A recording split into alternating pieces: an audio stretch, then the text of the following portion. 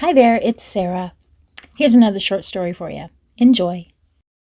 I was born and raised in a calm town. Crime was non-existent and everyone got along with each other. It was the last day of school. I met with my friends at the end of the day and we'd made plans to camp in the forest for the whole night. Finally arriving home, I'm greeted by my mom. "Hey, how was school?"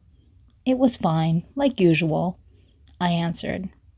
My parents didn't know about my plans with my friends, and it didn't matter. They were going to leave at 5 for a baseball game. I was planning to leave the house around midnight and meet my friends at a gas station near the forest. After I took a shower, I applied some mosquito repellent and left the house. It was roughly 10 to 12. The walk to the gas station took about 5 minutes. While walking, I couldn't help but notice the light fog that was covering the town. About 200 feet away from the gas station, I could already see my friends huddled up. When I arrived at the station, I greeted them. "Sup, Jay?" said Michael, with a slight smirk. I proceeded to then greet my friends. We decided to enter the gas station to pick up some marshmallows and lighter fluid. After we bought the extra supplies we needed, we headed towards the trail that led into the forest. We could hear the sounds of the owls hooting and the howls of the coyotes. We walked for a good 10 minutes until we found a great flat area to set up our tents. We were pretty deep in the forest. We had 5 tents. It was decided that there was going to be 2 per tent. I was assigned the job to start the fire. I started looking for small sticks to start the fire. After finding 20 good ones, I planted them in an upward position, which I had learned from a survival documentary I had watched. It supposedly made the fire last longer, and it made it stronger. I doused the wood with lighter fluid and threw the lit match. Immediately after I did, a huge fire sparked. All my friends cheered. I kept feeding it sticks that I found. The fire was now too big for small sticks. I went and found about 20 big sticks, which would surely last way longer.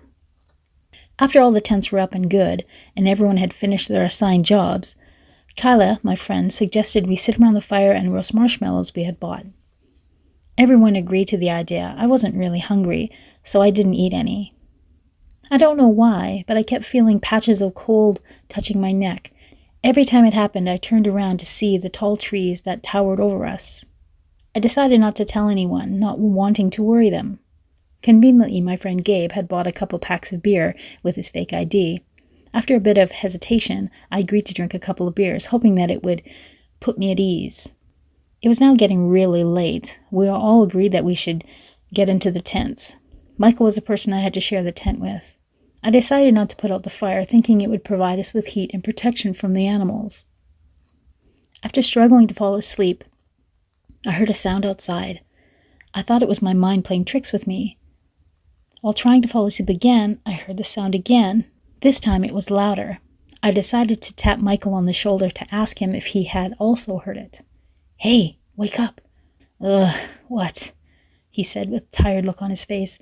"Did you hear that?" I said. "No, chill out. You had a few beers, remember?" he said. Then he fell asleep. What he said was true. I did have a couple more beers than I'd planned. I'd never been drunk before. This is what it probably felt like, I thought. I finally fell asleep, but I woke up again, this time a loud crack. It sounded like the tree had snapped. Startled, I reached over for Michael to ask him if he had heard that. He wasn't there. I thought he'd probably gone out to pee, so I opened the tent, peeked my head out trying to look for Michael. I noticed that the large fire was now non-existent. After fully coming out of the tent, still searching for Michael, I called out his name. He didn't answer. I yelled his name again. Nothing. I went to the tent that was next to me and Michael, and I opened it. No one was there. Then I went to the tent that was on the one next to that. No one was there. After checking every tent, no one was in them. I then heard a low hum sound, followed by a scream. It was Michael's voice. He yelled out a cry for help, then silence. I noticed his yell came from the west side of the forest. Moving my head to the direction I heard the yell come from, I saw something that still haunts me to this day. It was big, very big, bigger than the 40-foot trees that flooded the forest. It had large, glowing red eyes and long, slim arms. Frightened, I grabbed my backpack and started running. I ran as fast as I could. The weight of my bag was holding me back. I dropped it while running, and at that moment my life was more precious than my phone or anything in that bag. I had run roughly 20 feet, and I could hear that thing start knocking trees over while chasing me. Too scared to look back, I kept running. After a good minute of running, which felt like an hour, I guess it stopped chasing me. I didn't hear the trees falling anymore. I kept running at a pretty good pace until I made it to the end of the trail. I ran to the gas station and asked the old man for a phone. I called the police, and after they arrived on the scene, they went into the forest to try to find my friends. It has been 10 years since this happened. I don't live in that town anymore. My parents still do. After multiple manhunts, my friends still haven't been found.